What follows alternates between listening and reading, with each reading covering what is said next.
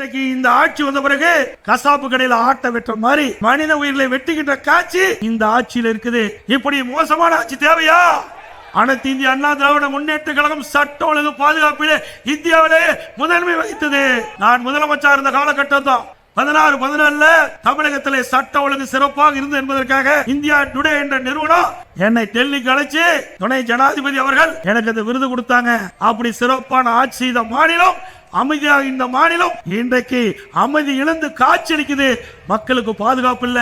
அது மட்டுமல்ல, இன்றைக்கு பாலியல் வன்கொடுமை, இந்த கஞ்சா போல இந்த கஞ்சா எங்க விற்பனைக்கு வந்ததோ அப்பவே இந்த நாடு குடிச்சராய் போச்சு. எங்க பார்த்தாலும் கஞ்சா விற்பனை. மாணவர்கள், இளைஞர்கள், பெரியவர்கள் அத்தனை பேரும் கஞ்சா கடுமையாகி கொலை, கொள்ள, திருட்டு, வழிப்பறிவு, பாலியல் வன்கொடுமை தினந்தோறும் நடக்காத நாளே இல்லை. அப்படிப்பட்ட மோசமான ஆட்சி தேவையா? இந்த ஆட்சி வந்த பிறகு 4 வருஷத்துல 7737 கொலை நடந்திருக்குது. இந்த ஆட்சி திராவிட முன்னேற்ற கழக ஆட்சி திரு ஸ்டாலின் தலைமையிலே வந்த அரசாங்கம் அமைந்த பிறகு தமிழ்நாட்டில் நடந்த கொலை விவரம் சுமார் 7737. இந்த 6 மாசத்துல மட்டும் 6 மாசத்துல 730 கொலை.